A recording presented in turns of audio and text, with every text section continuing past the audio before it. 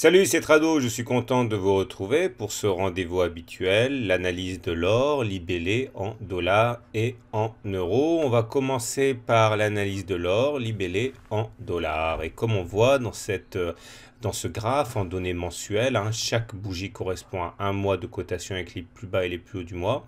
Nous sommes actuellement à un endroit vraiment très important puisque nous sommes en train de batailler et pour l'instant sans beaucoup de succès pour sortir et dépasser cette résistance oblique qui nous fait tant de mal depuis des années. Vous voyez, les premiers échecs à répétition ont eu lieu en 2016 où par 4 fois on a testé et échoué à passer la résistance. Là, ça fait 3 mois également qu'on essaye sans beaucoup de succès. On a réussi à passer la tête pendant le mois de juin, mais malheureusement pour l'instant c'est bien en dessous que l'on est avec un refus donc de passer cette résistance.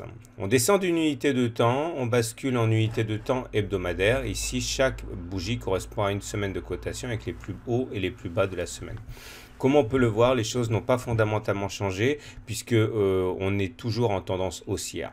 In extremis, mais toujours en tendance haussière. On le voit à plusieurs choses. Tout d'abord par rapport à la moyenne mobile à 20 semaines. Vous voyez, quand on est au-dessus de la moyenne mobile à 20 semaines qui monte, on dit qu'on est en tendance haussière, comme c'était le cas aussi là. Quand on est en dessous d'une moyenne mobile à 20 semaines qui descend, on dit qu'on est en tendance baissière.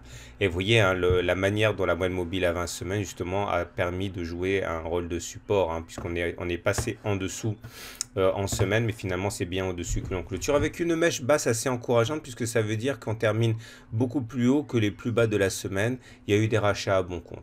Le deuxième critère, celui des pics et des creux, montre qu'on est également en tendance haussière in extremis, puisque regardez, les pics sont toujours montants, même si c'est de moins en moins vrai, mais il y a quand même une situation croissante des sommets. Et les creux sont également croissants. Donc ça veut dire qu'on est toujours en tendance haussière sur l'or libellé en dollars. L'utilisation de l'Ishimoku montre que la prochaine résistance importante elle est à 1292.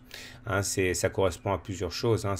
Ici, vous voyez, le nuage, chaque fois qu'une des courbes se trouve sur le chemin des cours, ça joue un rôle de support et de résistance.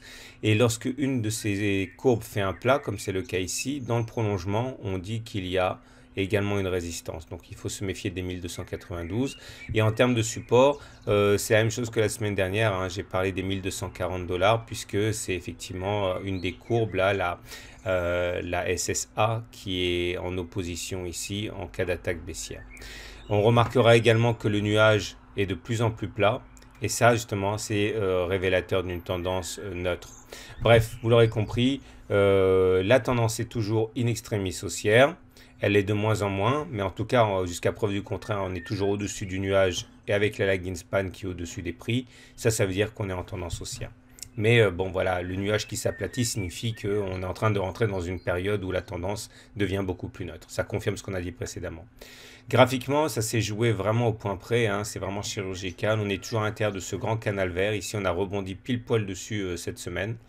Et la résistance nous invite à considérer les 1280 comme un point difficile à passer. On met tout ça sur le même graphe et voilà ce que l'on obtient. Je considère que si on applique la méthode d'accumulation rationnelle, la résistance de référence pour intervention correspond à 1296 dollars parce que ça voudrait dire qu'une fois atteint ce niveau, on aura dépassé le plat du nuage dont on parlait tout à l'heure. On aura également dépassé le sommet ici, qui est le double sommet. Et on aura également cassé cette résistance noire, donc 1296 dollars. Quant au support de référence dans la méthode d'accumulation rationnelle, je considère qu'on a un point d'entrée intéressant à 1240 qui a presque été sollicité cette semaine. On bascule dans l'analyse de l'or libellé en euros. On voit également que les cours n'ont pas du tout modifié la donne cette semaine. On est toujours en unité de temps mensuelle à l'intérieur de ce grand canal orange qui permettrait même d'aller chercher 34 000 euros à la baisse sans être remis en cause. Si on descend d'une unité de temps et qu'on bascule en unité de temps hebdomadaire, là par contre pour le coup c'est neutre, voire pré-baissier. Puisque si on regarde les pics et les creux, les pics montent, les creux descendent. Mais si on va plus bas que cette bougie-là, dans ce cas on pourrait tout à fait envisager que la tendance soit baissière puisqu'on aurait des pics qui seraient descendants et des creux qui seraient descendants aussi. Donc attention, il ne faut pas casser ce niveau. Et au regard de la moyenne mobile à 20 semaines, vous voyez, c'est pas du tout comme l'or libellé en dollars. La M20 a bien joué un rôle déterminant, mais dans le sens d'une résistance et pas dans le sens d'un support hein, pour l'or libellé en euros. Et vous voyez l'inclinaison qui commence à devenir légèrement baissière. Si ça se décide, si ça se confirme cette semaine, enfin la semaine qui vient, on pourra dire quand même qu'on a basculé en tendance baissière. Donc attention. L'Ishimoku nous montre que la tendance est neutre, puisque on est dans le nuage, avec un nuage qui s'aplatit. Et vous remarquerez que le prochain support de résistance, le premier support important, il est à peu près au niveau du nuage, là, aux alentours de 35 500. Ok, tout ça, c'est une zone de support. Et la résistance, c'est 37 000. 37 000, ça veut dire la Kijun, la Tenkan, le haut du nuage, là, c'est-à-dire la SSA. Tout ça, ça va être une résistance importante. Graphiquement, voilà ce que l'on a.